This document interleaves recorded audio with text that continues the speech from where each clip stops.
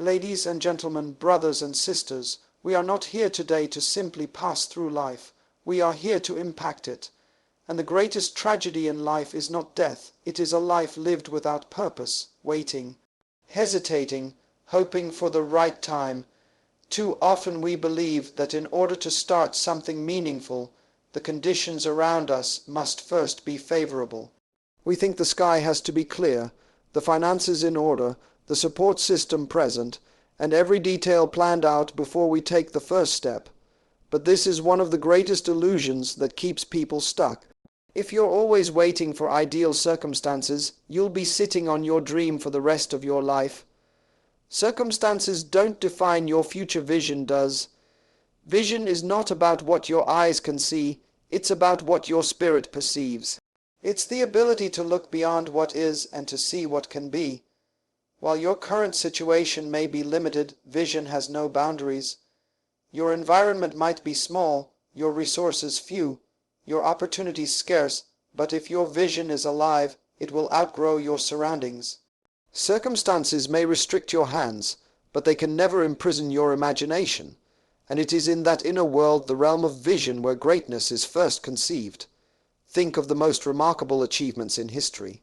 The people who changed the world, inventors, reformers, leaders, creators, they all started not with money or power, but with a picture in their minds of a future that didn't yet exist. They didn't wait for the environment to agree with their dreams. They imposed their vision on reality. They were driven not by what was happening around them, but by what was happening within them.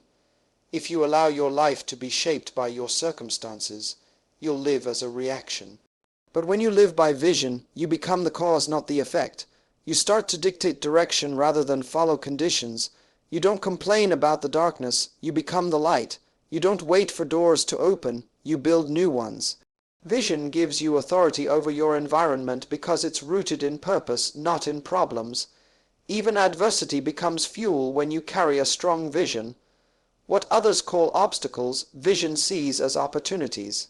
What others see as delay, vision interprets as development. This is because vision gives meaning to your struggle. It reminds you that this season is not your identity, it's your preparation. You begin to realize that storms may test your resolve, but they cannot cancel your calling.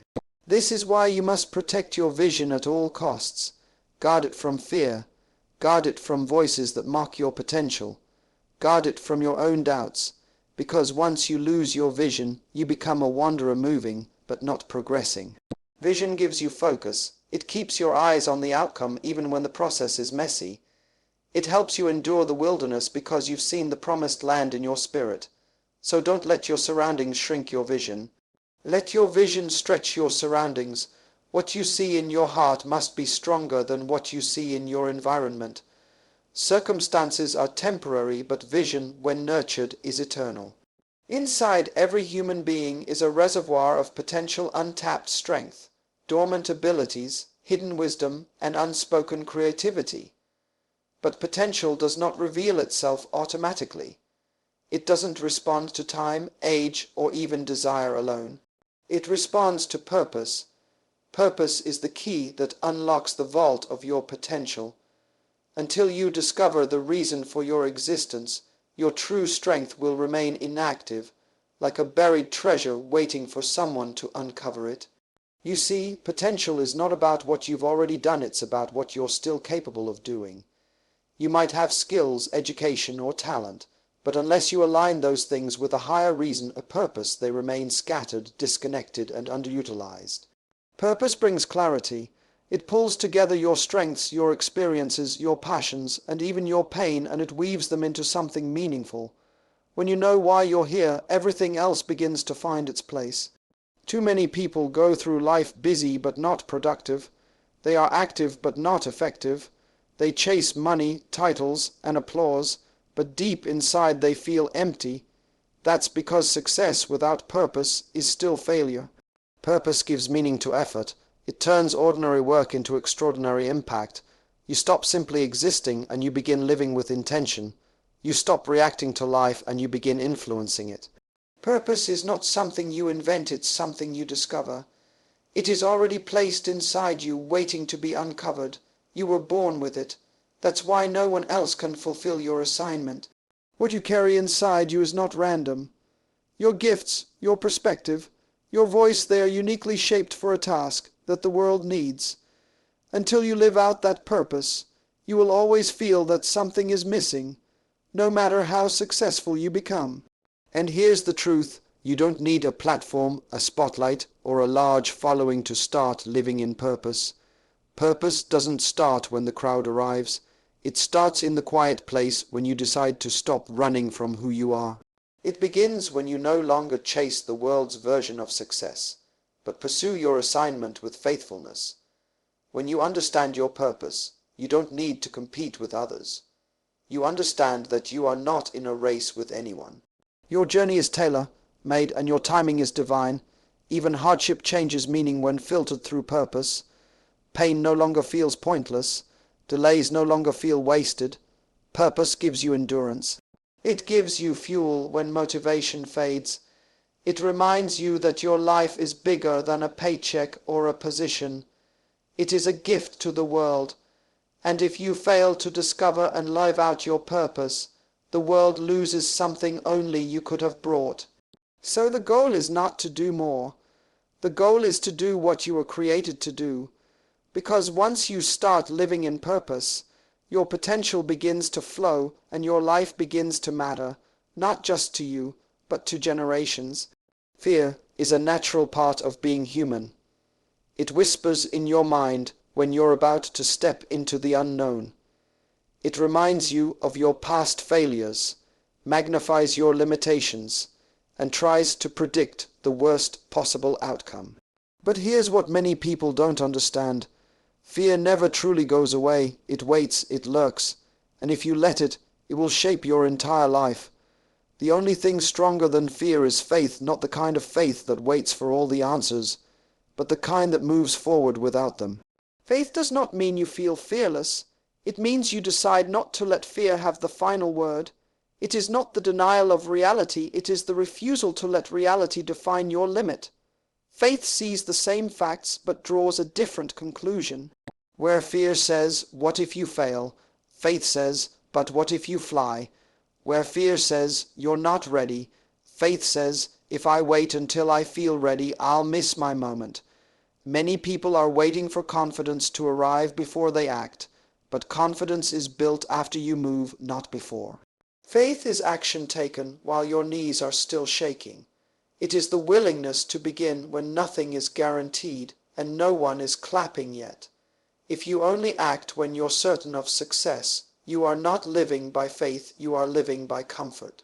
Everything meaningful in life will require risk. Growth requires it. Change demands it. Dreams thrive on it. And fear will always try to convince you that the risk is too big, the cost is too high, the timing is too off. But if you listen to fear, your future will shrink to the size of your doubts. You'll delay, hesitate, and eventually settle not because your dream wasn't possible, but because you allowed fear to become your advisor. Faith, however, speaks a different language. It says, "I may not have all the answers, but I trust the one who gave me this vision." It says, "I will not let the unknown paralyze me, I will let it challenge me." A faith turns fear from a wall into a doorway. It doesn't remove the uncertainty, it just refuses to let uncertainty stop the mission. And here's the truth. The very presence of fear is often a sign that you're standing close to something important. Fear attacks most when your next step has weight. So if you feel afraid, don't run, lean in. Ask yourself, what is it that fear doesn't want me to discover on the other side of this? Most of the time, it's your next level. You were never meant to live small, controlled by invisible barriers of what if. The life you want, the legacy you desire, the change you were born to create, all of it stands on the other side of fear. But only those who walk by faith will ever taste it. Not because they were the bravest, but because they moved forward anyway. So many people overlook the significance of the beginning simply because it doesn't look like the destination. They expect their first step to feel like their final level, and when it doesn't, they doubt themselves. But greatness is never obvious in the beginning. It's quiet, it's hidden, it's fragile. It often comes wrapped in struggle, inconvenience, and obscurity. The seed never looks like the tree, yet it holds within it everything necessary to produce fruit. That is the mystery of greatness. It is always disguised in small starts. We often celebrate people after they've made it, when their success is visible and undeniable. But what we don't see are the early days, the unnoticed hours, the lonely choices, the rejected ideas, and the battles they fought in private. Every public victory begins in private commitment. If you only value results, you'll miss the importance of the process. And the process always begins small. There is no shame in a small beginning. What matters is what you do with it.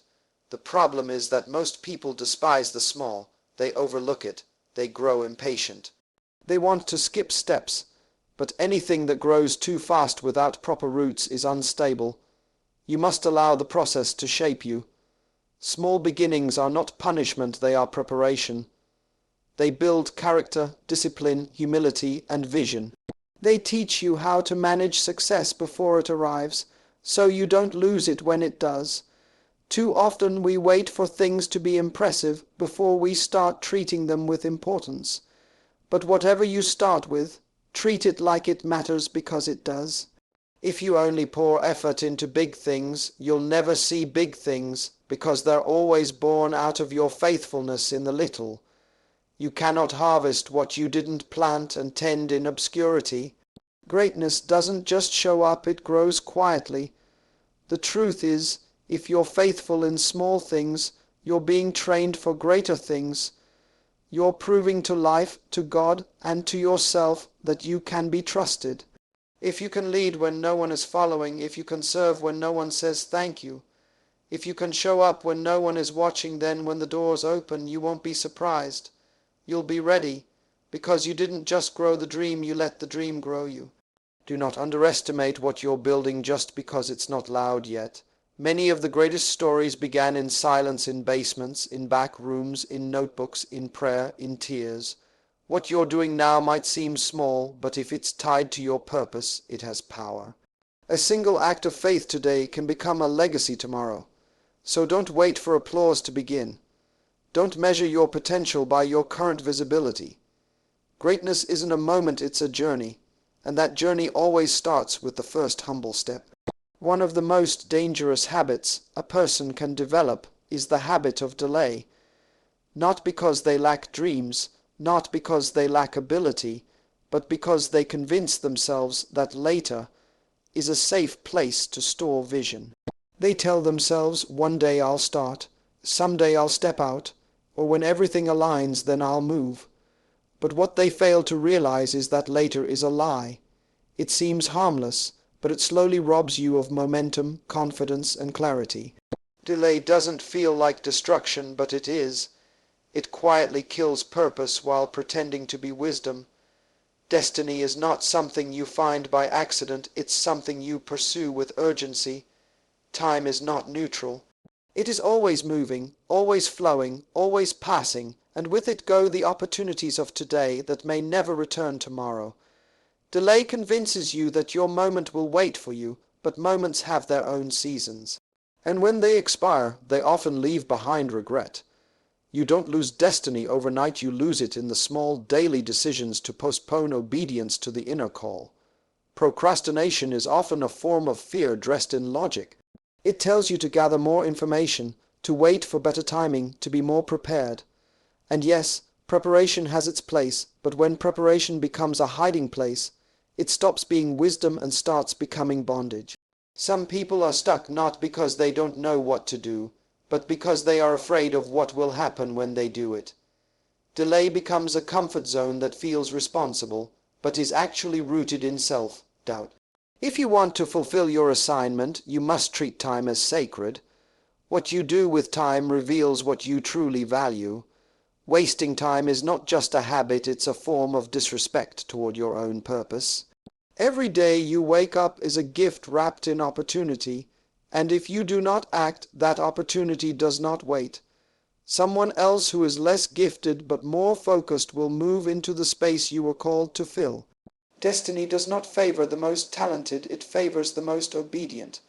Sometimes we assume that God or life is delaying us, when in truth we are delaying ourselves. The door isn't locked, we just haven't knocked.